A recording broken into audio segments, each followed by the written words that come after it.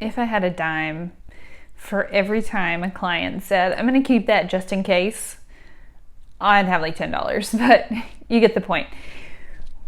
I'll give you an example. So a couple months ago, I was sorting and decluttering a linen closet, and the closet itself had ample space for the stuff that she actually needed to keep, but it was jammed to overflowing. So the stuff came out, we sorted it onto the floor, and then we started to make decisions. How many blankets do you want? How many blankets do you have?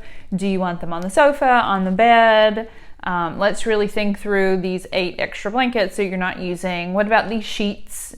Do you really need a spare set of sheets or 4 for the guest bed that only someone sleeps in maybe twice a year? Do you even still use flannel sheets? What about these towels? They're kind of ratty.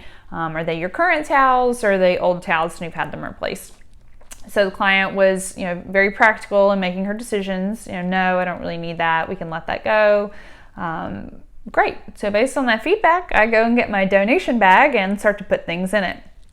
Well, this is when the organizing took a nosedive. She's like, wait, you know what? I think I'm going to keep those blankets just in case, No, I don't know. Please do enlighten me as to why we need to keep these. What are we keeping it for? Just in case what? Well, just in case my son wants to take some blankets with him when he goes to college. Okay. What about these towels? Well, I'm going to keep them just in case the dogs come in with muddy paws and I need to clean their paws off. Okay.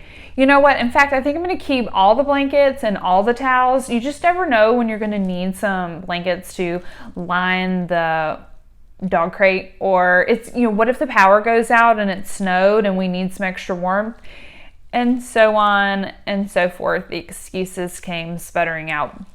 So we use justifications a lot in our lives, and specifically in not letting things go that we don't want and we don't use, but we can't quite let them go. So what are some justifications that I hear and that you may be using? I'm going to keep these clothes just in case I lose weight. I'm going to keep these clothes just in case I gain weight. I'm going to keep this entertaining platter, party, whatnot, just in case we hold a party next year. I'm going to keep this just in case I want to redecorate for Easter.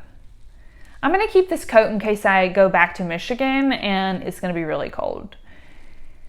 Yeah, it's a lot. So really, aside from finding the time and getting started with the organizing, those are 2 of the biggest hurdles that we have to jump to actually kickstarting our organizing. It's really the justifications that live up here that are keeping us stuck, that's keeping us unorganized. So the next time that you are trying to organize and you find yourself stuck in a gear that you just can't seem to get out of, I want you to peel back the mental layer and look at where you're using a justification.